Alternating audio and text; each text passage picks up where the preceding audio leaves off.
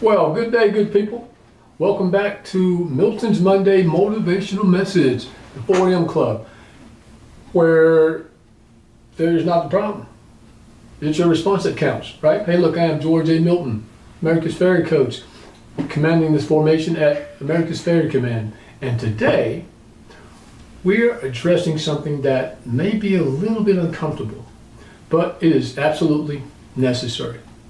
And here's what's going on, right?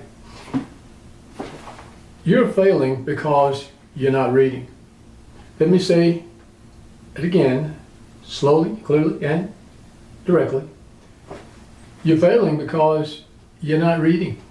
You know, President Truman once said, not all readers are leaders, but all leaders are readers. And history backs him up, actually. So why do you think in the days of old, the people in charge made it illegal for others to read? Well, let me use an analogy you already understand. Why do people rob banks? Because that's where the money is, right? So let me ask you this. Why was it illegal for poor people to read once upon a time? Because that's where the information to wealth and power is. You see, this goes back hundreds and maybe even thousands of years. Information is power, guys. Reading is access to information, and access changes lives. Now, before you tune me out and think he's always been a reader, let me stop you right there, because nothing could be further from the truth. I started my life off failing at a very early age. I failed kindergarten, as some of you know. And isn't that supposed to be like a freebie grade or something? Well, it wasn't free for me. To this day, failing kindergarten is still my first memory of failure. And as luck would have it, I also failed the first grade.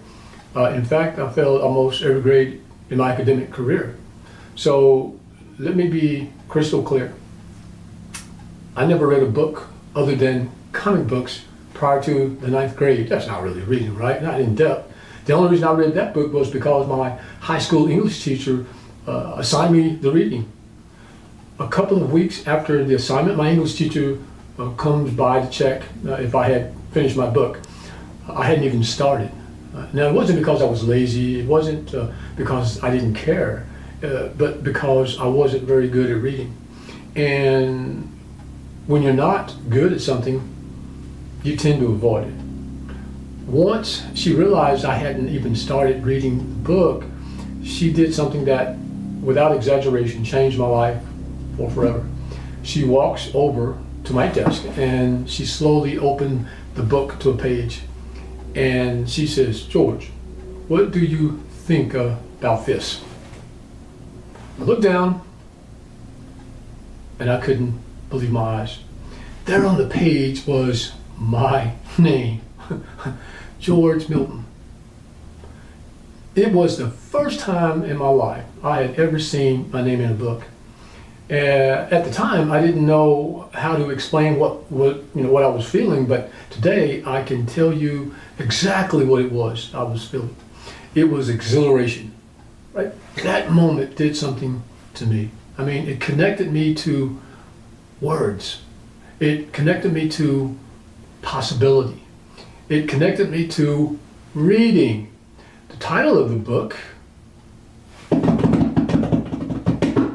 Of Mice and Men, by John Steinbeck, a classic, guys.